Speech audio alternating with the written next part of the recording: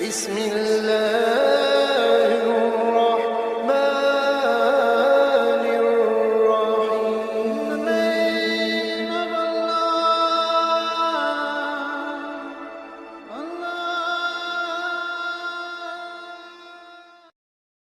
نحمده ونصلي على رسوله الكريم اما بعد اعوذ بالله من الشيطان الرجيم بسم الله الرحمن الرحيم وقضى ربك الا تعبدوا الا اياه وبالوالدين احسانا اما يبلغن عندك الكبر او احدهما او كلاهما فلا تقل لهما اف ولا تنهرهما وقل لهما قولا كريما. صدق اللہ العظیم. بزرگان محترم اور عزیز دوستوں،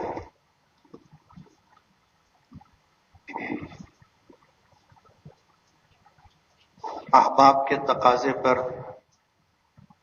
سماجی ذمہ داران کے کہنے پر ہم نے حقوق العباد کا ایک سلسلہ شروع کیا. اللہ تعالیٰ نے جو رشتہ داریاں بنائی ہیں، کسی کو باپ بنایا ہے، کسی کو بیٹا بنایا ہے،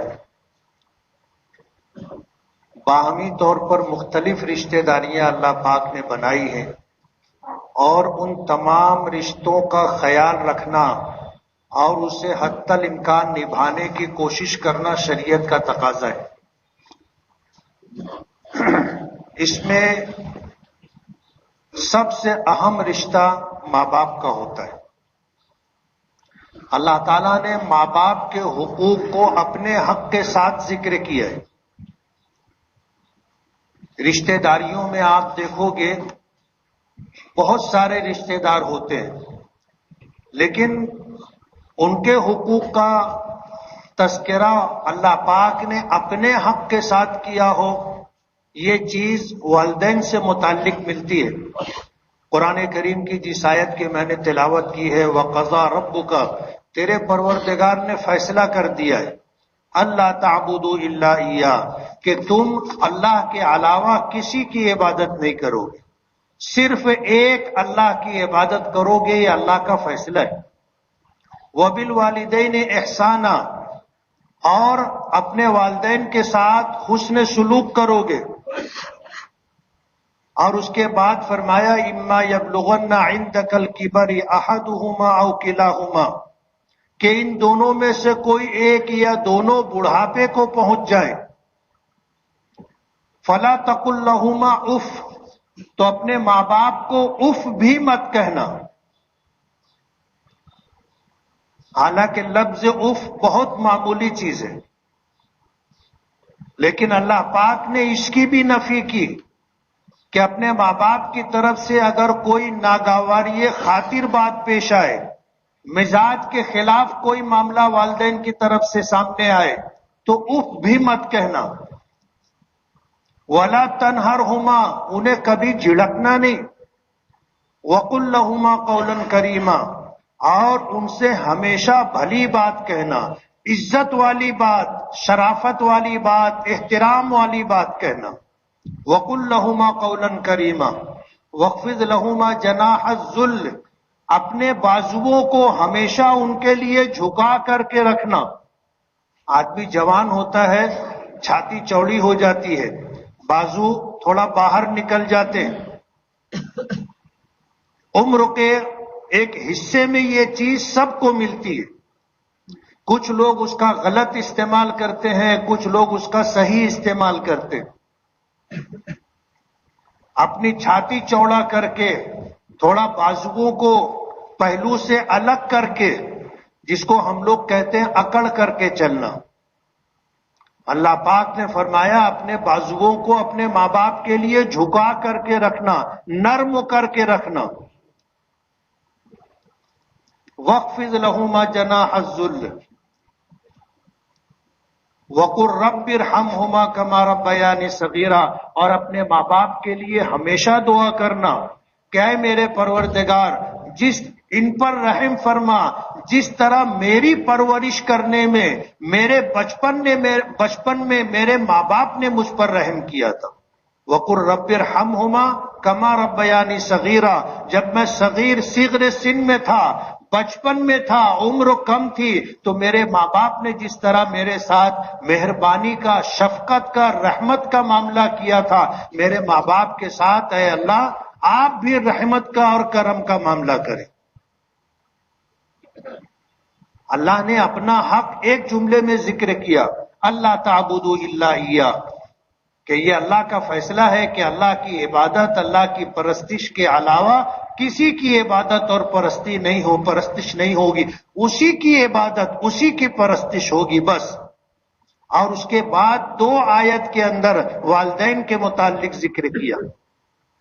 نبی کریم صلی اللہ علیہ وسلم سے کسی نے پوچھا کہ ما حق الوالدین، کہ اللہ کے رسول والدین کا حق کیا ہے؟ حضور نے فرمایا کہ وہ تیری جنت بھی ہے، تیری جہنم بھی ہے۔ والدین کا حق پوچھا، فرمایا وہ تیری جنت بھی ہے، تیری جہنم بھی ہے۔ ماں کے قدموں کے نیچے جنت ہے اور باپ جنت کا دروازہ ہے۔ ایک حدیث میں حضور نے فرمایا باپ کی رضا، اللہ کی رضا باپ کی رضا کے ساتھ ہے، اللہ کی ناراضگی باپ کی ناراضگی کے ساتھ ہے۔ ہم نے پچھلے 2 ہفتوں میں اولاد کے حقوق، بچوں کے حقوق کا تذکرہ کیا تھا کہ بچوں کا ماں باپ پر کیا حق ہے، بچوں کا ماں باپ پر کیا حق ہے اس کا تذکرہ ہوا تھا، لیکن ماں باپ کا والدین کا اپنے بچوں پر بہت بڑا حق ہے۔ اللہ نے ان کے ذریعے سے ہمیں دنیا دکھائی ہے، اور ہم مسلمانوں کے لیے تو اللہ کا بہت بڑا احسان ہے کہ ہمیں مسلمان ماں باپ عطا کیے، ایسی گود عطا کی جن کو اللہ نے ایمان کی نعمت اور دولت عطا کی تھی۔ اگر ہمیں کسی ایسے ماں باپ کی گود میں ڈالا ہوتا جو آتش پرست ہیں، جو بت پرست ہیں، جو اللہ اس کے رسول کا پسندیدہ دین اسلام چھوڑ کر دوسرے دھرم اور مذہب کو ماننے والے ہوتے، تو آج ہم کہاں ہوتے؟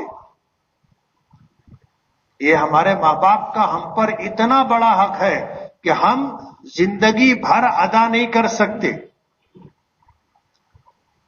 ایک صحابی حضور سے پوچھنے لگے کہ میری والدہ بوڑھی ہو چکی ہے، چل نہیں سکتی، کیا میں انہیں اپنے کاندھے پر، اپنی پیٹھ پر لاد کر کے، بٹھا کر کے حج کروں، پیدل حج کروں، تو کیا ماں کا حق ادا ہو جائے گا؟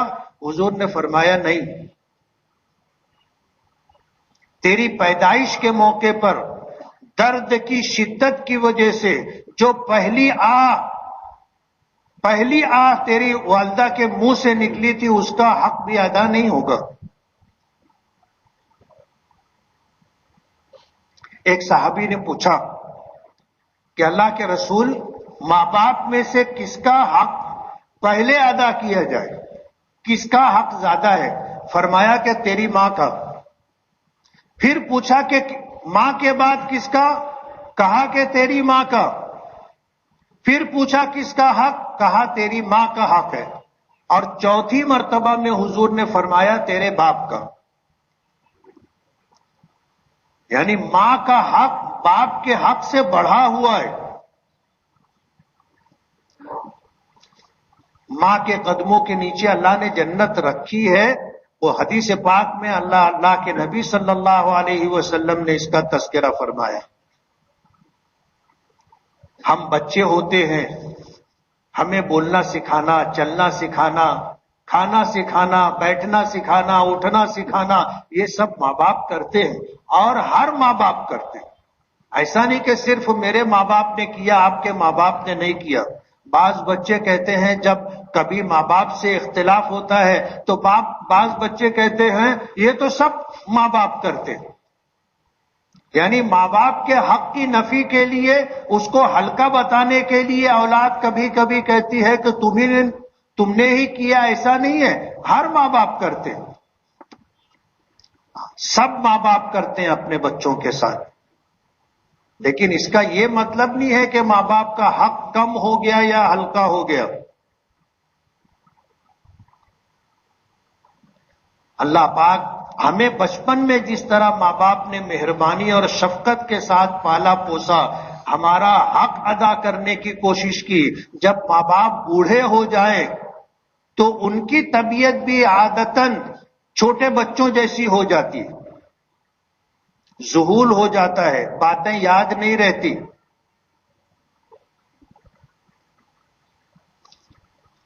نسیان لاحق ہو جاتا ہے، کھا لیتے ہیں لیکن یاد نہیں رہتا کہ میں نے کھایا ہے، کپڑا بدل لیتے ہیں یاد نہیں رہتا کہ میں نے کپڑا بدل لیا ہے، کوئی کام ہوتا ہے کسی بچے کو کہہ کر کے کروا لیا، لیکن پھر ذہن میں وہی بات رہتی ہے، بار بار بولتے رہتے، جیسے بچپن میں بچے بولتے۔ ایک واقعہ پڑھنے میں آیا تھا، اس سے پہلے بھی میں نے بتایا کہ باپ بوڑھا ہو گیا تھا، دیوار پر کوا آ کر کے بیٹھا، بیٹا پاس میں تھا، جوان بیٹا تھا، باپ نے پوچھا کہ بیٹا یہ کیا ہے؟ تو بیٹے نے پہلے باپ کا چہرہ دیکھا، پھر کہا کہ کوا ہے۔ باپ نے دوسری مرتبہ پوچھا کہ بیٹا یہ کیا ہے؟ بیٹے نے ناگواری کے ساتھ کہا کہ کوا ہے۔ پھر باپ نے تھوڑی دیر کے بعد پوچھا کہ بیٹا یہ کیا ہے؟ بیٹے کا لہجہ دوسرے میں ہی بدل گیا تھا، تیسرے میں کہنے لگا بتا دیا نا کہ کوا ہے، جھڑک کر کے یہ بات کہی۔ تو باپ نے اس سے کہا کہ بیٹا ایک زمانہ وہ تھا، یہی جگہ تھی، ہم ہی دونوں تھے، اسی دیوار پر کوا آ کر کے بیٹھا تھا، تو نے 10 مرتبہ مجھ سے پوچھا تھا کہ یہ کیا ہے۔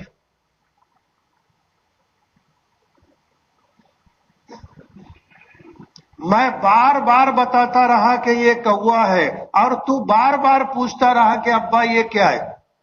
میرا لہجہ تو کبھی نہیں بدلا تھا۔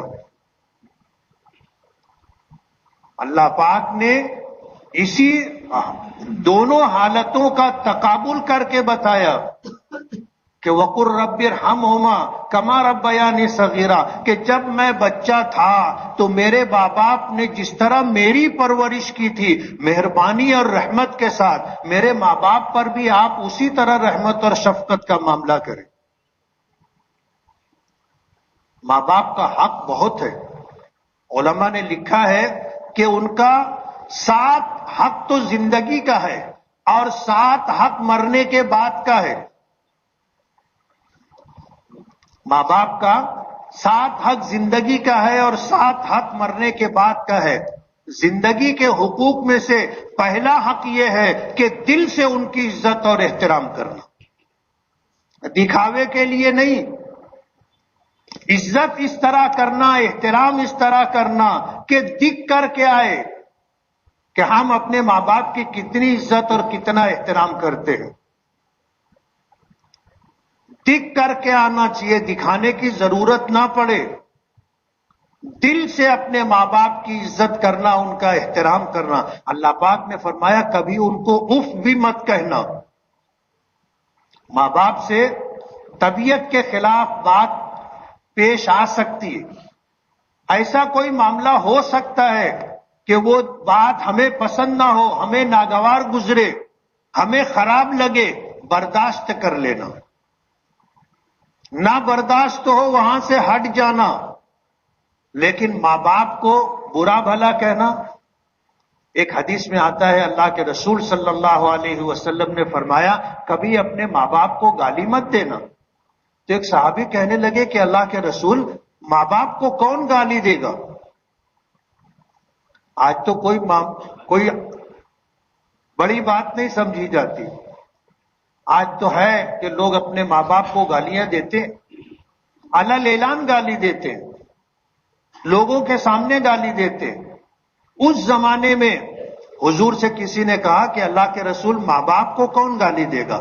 تو حضور نے فرمایا کہ تم اگر کسی کے ماں باپ کو گالی دو گے تو وہ بھی تمہارے ماں باپ کو گالی دے گا، اور تمہارا ان کے ماں باپ کو گالی دینا سبب بنا تمہارے ماں باپ کو گالی دلوانے کا، گویا تم نے اپنے ماں باپ کو گالی دی۔ آپ اندازہ کریں کہ ایسا کوئی معاملہ ہمارے ذریعے سے ماں باپ کے علاوہ کسی اور کے ساتھ پیش آئے جس کی وجہ سے ہمارے ماں باپ کی بے عزتی ہو، ان کا نام خراب ہو، لوگ ان کو برائی کے ساتھ یاد کریں، اس سے بھی بچنا ضروری ہے۔ اس لیے دل و جان سے ماں باپ کی عزت کرنا کہ وہ عزت دکھ کر کے آئے، وہ عزت دکھ کر کے آئے، دکھاوے کی ضرورت نہ ہو۔ ماں باپ کے ساتھ حسن سلوک کرنا، جو برتاؤ ہمارا آپس کا ہوتا ہے اس برتاؤ میں بہترین برتاؤ جس کو حسن سلوک کہا جاتا ہے، ماں باپ کا حق ہے ان کے ساتھ حسن سلوک کرنا، شریعت کے دائرے میں رہتے ہوئے اپنے ماں باپ کی اطاعت اور فرما برداری کرنا۔ اطاعت و فرما برداری سب سے پہلا حق اللہ کا ہے، اور نبی کریم صلی اللہ علیہ وسلم نے فرمایا لا طاعت لمخلوق فی معصیت الخالق، ایسی اطاعت و فرما برداری ماں باپ کی جس میں اللہ کی نافرمانی ہو اس کی اجازت نہیں ہے، اس کی اجازت نہیں ہے۔ شریعت کے دائرے میں رہتے ہوئے ماں باپ کی اطاعت و فرما برداری کی جائے گی۔ اگر ماں باپ شریعت کے دائرے کے باہر کچھ کروانا چاہیں تو ان کی بات پھر نہیں مانی جائے گی۔ جیسے نماز کا وقت ہو گیا ہے، فرض نماز باجماعت ادا کرنا اللہ کا حق ہے، عبادت اور پرستش اللہ کا حق ہے۔ ماں باپ اگر اس سے منع کریں تو ماں باپ کی بات نہیں مانی جائے گی۔ ماں باپ روکے کہ نہیں نماز مت پڑھنا، ماں باپ کی بات نہیں مانیں گے، اللہ کی بات مانی جائے گی۔ اللہ کی اطاعت و فرما برداری میں کسی کی اطاعت و فرما برداری نہیں، ہر حال میں اللہ کی اطاعت کی جائے گی، اور اللہ کی اطاعت و فرما برداری کے ساتھ شریعت کے دائرے میں رہتے ہوئے ماں باپ کی اطاعت و فرما برداری کی جائے گی۔ اور چوتھا حق ماں باپ کے احسانات کی قدردانی کرنا۔ کتنے لوگ ہوتے ہیں ماں باپ غربت کی حالت میں ہوتے ہیں، اپنا منہ کا نیوالا اپنی اولاد کو کھلاتے ہیں، بھوکے رہ کر کے اپنی اولاد کو کھلاتے ہیں، خود موٹا جھوٹا پہن لیں گے، اپنی اولاد کو اچھا پہنانے کی کوشش کریں گے، حیثیت نہیں ہوگی، لیکن بچہ ضد کرتا ہے، ماں باپ اس کی ضد کسی نہ کسی طریقے سے پوری کریں گے۔ جس طرح انہوں نے ہمارے ساتھ معاملہ کیا تھا اور احسان کا برتاؤ حسن سلوک کا معاملہ کیا تھا، اپنے ماں باپ کے ساتھ ساری زندگی اسی طرح حسن سلوک اور احسانات کا معاملہ کریں گے، اور ان کے احسانات کو یاد رکھیں گے، اپنے ماں باپ کے احسانات کو، ہماری پرورش میں ان کی قد و کاوش کو کبھی فراموش نہیں کریں گے۔ ماں باپ کے احسانات کو یاد رکھنا، اس کی قدردانی کرنا، اور ماں باپ کی حاجات اور ان کی ضروریات کو پورا کرنے کی اپنی حتی المقدور کوشش کرنا۔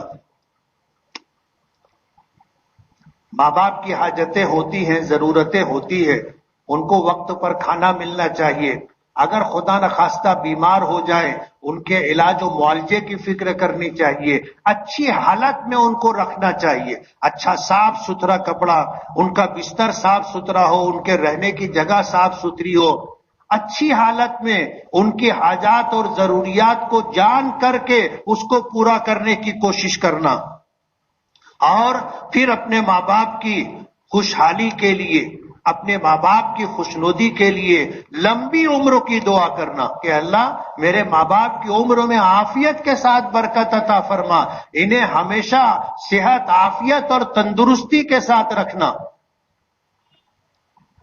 ماں باپ کے لیے جب دعا کے لیے آپ ہاتھ اٹھائیں، اپنے ماں باپ کے لیے دعا کرنا۔ حضرت ابراہیم علیہ نبینا علیہ الصلوۃ والسلام کے واقعات میں آتا ہے، انہوں نے دعا کی تھی ربنا اغفر لی ولوالدی وللمؤمنین یوم یقوم الحساب، کہ اے میرے پروردگار میری مغفرت فرما، ربنا اغفر لی ولوالدی، اور میرے والدین کی مغفرت فرما۔ وَلِلْمُؤْمِنِينَ يَوْمَ يَقُومُ الْحِسَابِ، اور قیامت کے دن میدان محشر میں جتنے صاحب ایمان ہوں گے سب کی مغفرت فرما۔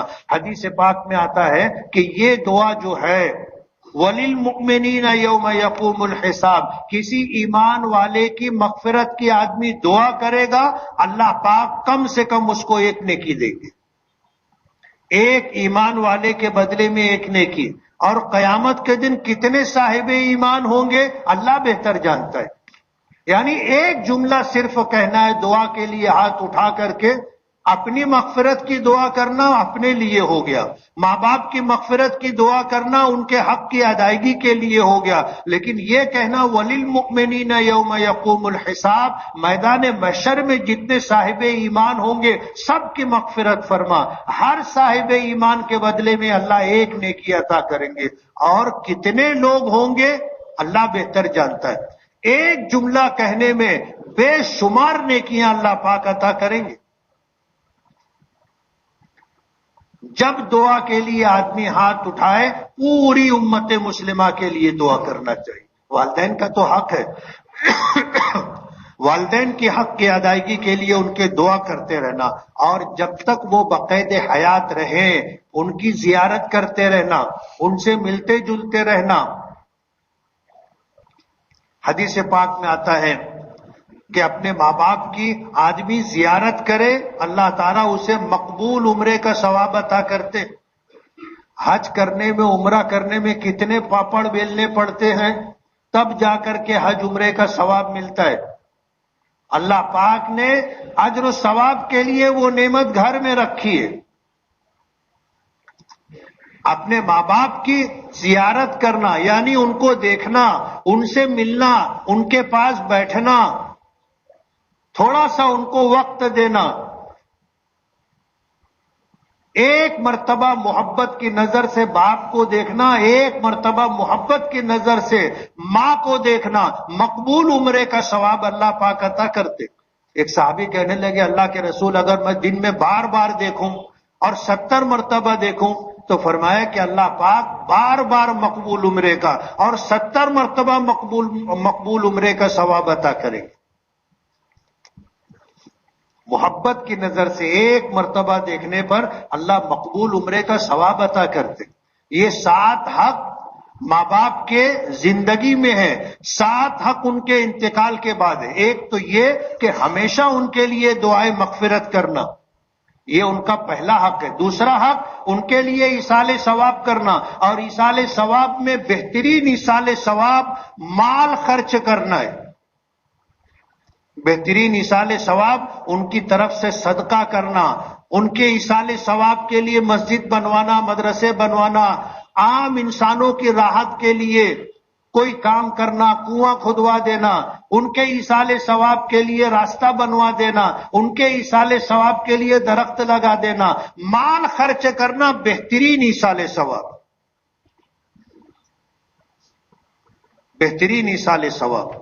آج ہماری مسجد میں معمول کے مطابق مدرسہ اسلامیہ کا چندہ ہونے والا ہے، اور اس سے پچھلے مہینے میں معہد ملت کا چندہ ہوا تھا، معمول سے کچھ کم ہوا تھا۔ اس وقت ذمہ داروں کی طرف سے اور ساتھیوں کی طرف سے بات یہ آئی تھی کہ جس جمعہ میں مسجد میں مدرسوں کا کسی مخصوص مدرسے کا چندہ ہونے والا ہو تو اسے اخبار میں پہلے سے دے دیا جائے تاکہ لوگ آئیں تو مدرسے کے تعاون کے لیے کچھ پیسہ آتے ہوئے ساتھ میں لے کر کے آئیں۔ ایسے ہم لوگوں کا معمول ہے، کپڑا اتارے تو کپڑے میں جو کچھ رہتا ہے وہ رہنے دیتے، جمعہ کی نماز کے لیے جو کپڑا پہن کے آتے ہیں ایسے سپاٹ جیب لے کے آتے، خالی جیب۔ ہم نے پیچھے کہا تھا کہ جب جمعہ کی نماز کے لیے آئیں تو مسجد کے تعاون کی نیت سے اپنی حیثیت کے مطابق جیب میں پیسہ لے کر کے آئے۔ جب ڈبہ گھومے تو اس میں ٹن سے آواز نہیں آنی چاہیے کہ آدمی مسجد کو روپیہ 2 روپیہ 5 روپیہ 10 روپیہ کا سکہ ڈالتا ہے۔ یہی وہ چیزیں ہیں جو ہمارے ساتھ جائے گی، باقی جو کچھ ہے وہ سب یہی رہ جائے گا، ساتھ میں جانے والا نہیں ہے۔ حضور پاک صلی اللہ علیہ وسلم نے فرمایا، انسان کہتا ہے میرا مال میرا مال میرا مال. پوچھا کہ بتاؤ انسان کا مال کیا ہے؟ عام آدمی تو ایسے دیکھے گا، میرا بنگلہ، میری سواری، میرا کپڑا، میرا بینک بیلنس.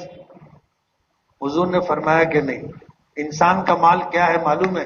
جو کھا لیا، جو پی لیا، جو پہن لیا، یہ نفع میں ہے.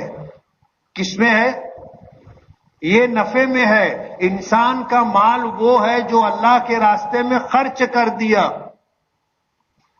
اللہ کے راستے میں خرچ کر دیا، وہ انسان، وہ مال اس کا ہے. یہ جائے گا کل قیامت کے دن، یہی خرچ کیا ہوا مال اس کے ساتھ، اس کے پاس رہے گا.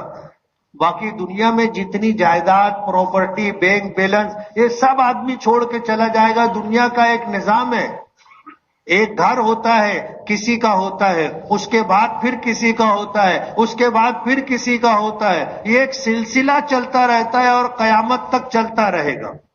یہ گھر میرا گھر نہیں ہے، مجھ سے پہلے میرے باپ کا تھا، اس سے پہلے ان کے باپ کا تھا، اس سے پہلے ان کے باپ کا تھا. آدمی کہتا ہے میرا، لیکن اس کا رہتا نہیں ہے، گیا چھوڑ کر کے چلا گیا. میرا مال وہ جو میں نے اللہ کے راستے میں خرچ کر دیا، اللہ کے راستے میں خرچ کر دیا، ہمارے لیے اللہ کے خزانے میں جمع ہو گیا. کب ملے گا؟ میدان محشر میں، جب ہمیں حاجت اور ضرورت ہوگی. جب ہمیں حاجت اور ضرورت ہوگی، اس وقت انسان سوچے گا کاش میرے پاس کتنا تھا، میں سارا اللہ کے راستے میں خرچ کر کے آتا تو آج مجھے یہاں ملتا. میں جو چھوڑ کر کے آ گیا وہ تو میرا نہیں رہا. کتنے لوگ خوش نصیب ہوتے ہیں کہ مال چھوڑ کر کے گئے تو ان کی اولاد مال کو بڑھاتی بھی ہے اور ماں باپ کے لیے ایصال ثواب کے لیے اللہ کے راستے میں خرچ بھی کرتی. یہ صدقہ جاریہ ہے. نیک اولاد، نیک اولاد آپ چھوڑ کر کے جاؤ گے، جو کچھ چھوڑ کر کے جاؤ گے اس میں خیر کے کام کرے گی، یہ تمہارے لیے صدقہ جاریہ ہے. اور کتنی اولاد ایسی ہوتی ہے کہ جو چھوڑ کر کے جاتے ہیں، جو چھوڑ کر کے جاتے ہیں، اولاد انہیں گناہوں میں، خرافات میں، رسومات و رواجات میں خرچ کرتی ہے، اللہ کے راستے میں نہیں خرچ کرتی، اپنی عیش و عشرت پر خرچ کرتے. کمایا تھا باپ نے، حساب کون دے گا؟ باپ دے گا. حساب کون دے گا؟ باپ کو حساب دینا ہے. اولاد اڑا رہی ہے، کہتے ہیں نا مال مفت دلے بے رحم. آیتے میں بغیر محنت اور مشقت کے جو مال ملتا ہے اس کی قدر دانی نہیں ہوتی. تو بہترین ایصال ثواب مال خرچ کرنا ہے، اپنے والدین کے لیے ایصال ثواب کرنا. اور اگر ماں باپ پر کسی کا قرض ہو یا ماں باپ پر کسی کا حق باقی ہو تو سب سے پہلے اس کو ادا کرنا. ہم لوگ جب میراث تقسیم کرنے بیٹھتے ہیں تو قرضہ ادا نہیں کرتے، قرضے کی چٹھی پھاڑ کے پھینک دیتے. قرضے کی چٹھی پھاڑ کے پھینک دیتے، جس کا تھا وہ دے گا. جب کوئی مانگنے آتا کہ وہ کس کو دیا تھا، بولے تمہارے باپ کو. بولے وہ مر گئے، جاؤ قبرستان ان کی قبر پر جا کے ان سے لے لو. اور میراث کی تقسیم میں ہم یہ بھی کرتے ہیں کہ قرضہ بانٹ لیتے.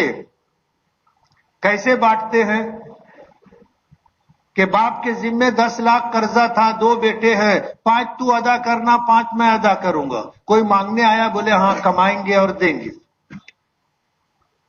قرضہ بھی بانٹ لے. جبکہ شریعت کا حکم یہ ہے کہ میراث تقسیم کرنے سے پہلے 3 حق مقدم ہیں.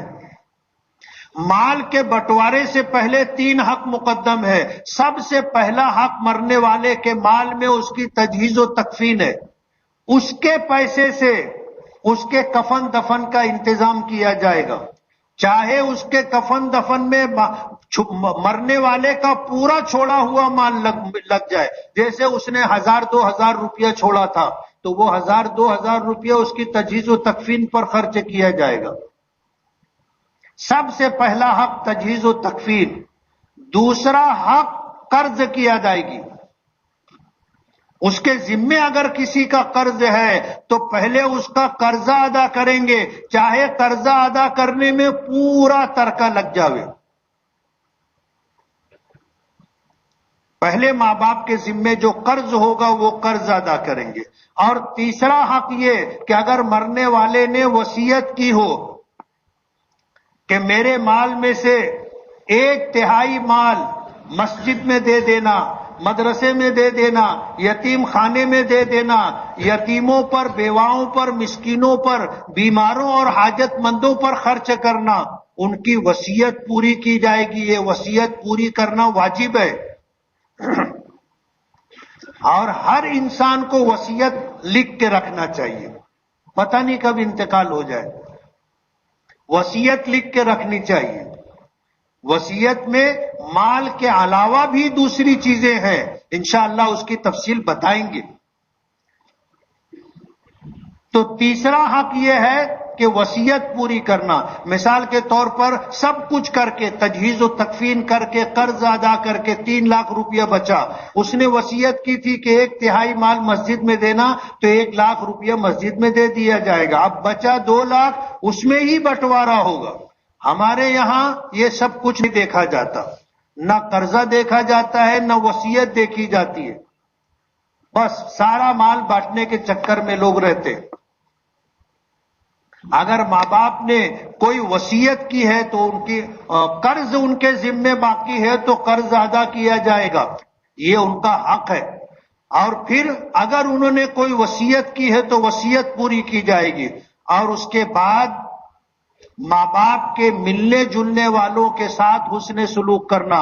میرے والد کے جو دوست تھے، ان کے ساتھ رہنے والے جو لوگ تھے، جس طرح میں اپنے والد کی عزت کرتا تھا، ان کے مرنے کے بعد ان کے دوستوں کی بھی عزت کرنا میرے ذمہ لازم ہے، یہ باپ کا حق ہے۔ ماں کی جو سہیلیاں تھیں، ماں سے ملنے جلنے والی جو خواتین تھیں، میرے ذمے ماں کا حق یہ ہے کہ میں ان کے اپنی ماں کی سہیلیوں کی عزت کروں، ان کا احترام کروں۔ اور کبھی ملاقات ہو جائے تو جس طرح ماں کے ساتھ پیش آتے ہیں حسن سلوک اور احترام و عزت کے ساتھ، اسی طرح ان کے ساتھ بھی معاملہ پیش ہوگا۔ اور پھر خدا نہ خواستہ باپ کے ملنے جلنے والے، ماں کے ملنے جلنے والیوں کو اگر کسی کو مدد کی ضرورت ہو، بیماری ہے، بے آرامی ہے، کوئی اور معاملہ ہے، اور آج ان کو مالی مدد کی ضرورت ہے، تو اپنے ماں باپ کے دوستوں اور سہیلیوں کی بوقت ضرورت مالی مدد کرنا، یہ بھی ان کا حق ہے۔ آخری حق ماں باپ کے انتقال کے بعد وقتاً فوقتاً ان کی قبروں کی زیارت کرنا۔ بہتر ہے جمعہ کے دن اپنے ماں باپ کی قبروں پر جانا چاہیے۔ نبی کریم صلی اللہ علیہ وسلم نے، زمانہ جاہلیت تھا، لوگ قبر پرستی میں مبتلا تھے، قبروں کو سجدہ کرنا، قبروں کے ساتھ طواف کا معاملہ کرنا۔ حضور پاک صلی اللہ علیہ وسلم نے منع کر دیا کہ قبرستان جانا منع ہے۔ کچھ زمانہ گزرا اسی حالت میں، جب لوگوں کے عقیدے کی اصلاح ہو گئی، اس کے بعد حضور نے فرمایا کنت نہیتکم عن زیارت القبور الا فزوروها، کہ میں نے تمہیں قبروں کی زیارت سے منع کیا تھا، لیکن اب تم قبروں کی زیارت کیا کرو۔ تو ماں باپ کے حق میں سے 7واں حق ان کے انتقال کے بعد یہ ہے کہ وقتاً فوقتاً ان کی قبروں کی زیارت کرنا۔ جب جاتا ہے انسان قبر پر سلام کرتا ہے تو پھر حضور پاک صلی اللہ علیہ وسلم نے فرمایا کہ اگر ماں باپ جنتی ہیں، صاحب قبر اگر جنتی ہے، اللہ اس کی روح کو واپس کرتا ہے، وہ ہمارے سلام کا جواب دیتے، وہ ہمارے سلام کا جواب دیتے ہیں۔ ہماری آواز ان تک پہنچتی ہے، وہ سنتے ہیں، حتیٰ کہ ہمارے قبر چلنے کی جو آہٹ ہوتی ہے، پیروں کی جو چاپ ہوتی ہے، وہ بھی وہ سنتے ہیں۔ اپنے ماں باپ کی وقتاً فوقتاً ان کی قبروں پر حاضری دینا، قبر پر جا کر کے سلام کرنا، قبر کے پاس بیٹھ کر کے کچھ پڑھنا، اتنی آواز سے پڑھنا کہ وہ سن سکیں۔ آج وہ نہیں پڑھ سکتے، یعنی اگر پڑھیں تو ان کو ثواب نہیں ملے گا۔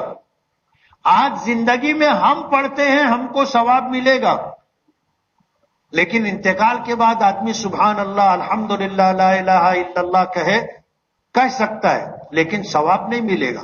ثواب کہاں ملے گا؟ آج زندگی میں ہم جو پڑھیں گے اس کا ثواب ملے گا۔ تو اپنے والدین کی قبروں پر جانا یہ ان کے حقوق میں سے 7واں حق ہے۔ تو 7 حق زندگی کے ہیں اور 7 حق ان کے انتقال کے بعد ہیں، اس کی ادائیگی ضروری ہے۔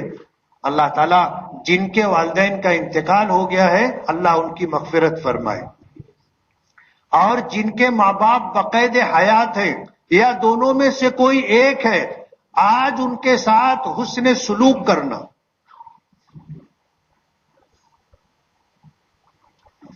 یہ ان کا حق ہے۔ ان کو راضی رکھنا یہ حق ہے۔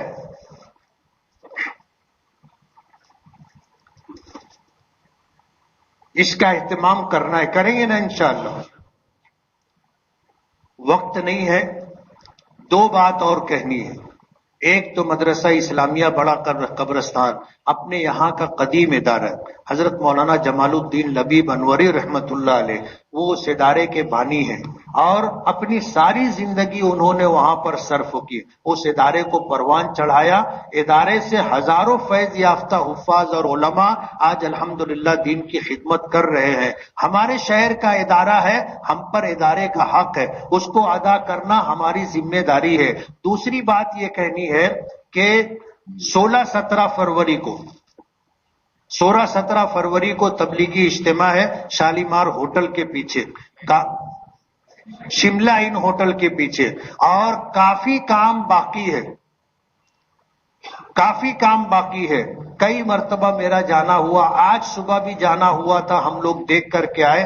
آپ سے گزارش ہے کہ کام مکمل ہو جائے، اس کے لیے اپنا تھوڑا سا وقت فارغ کر کے جائیں۔ آج جمعہ کا دن ہے، کاروبار بھی بند ہے، ہم لوگ ادھر ادھر گھومنے پھرنے جاتے ہیں، عصر کی مغرب کی نماز ضائع ہو جاتی ہے۔ وہاں جائیں گے، کام بھی ہو جائے گا اور ہمارے تھوڑی آؤٹنگ بھی ہو جائے گی، اور اسی کے ساتھ ہمیں نماز باجماعت عصر اور مغرب بھی مل جائے گی۔ اس لیے کام کرنے کے لیے بھی وہاں پر پہنچے، اور اپنے اوقات میں سے 16-17 یہ 2 دن فارغ کر کے 16 کی ظہر سے اجتماع شروع ہوگا اور 17 کی عشاء تک اجتماع چلے گا۔ اپنے اوقات کو فارغ کر کے وہاں پر پہنچے۔ وآخر دعوانا ان الحمدللہ رب العالمین۔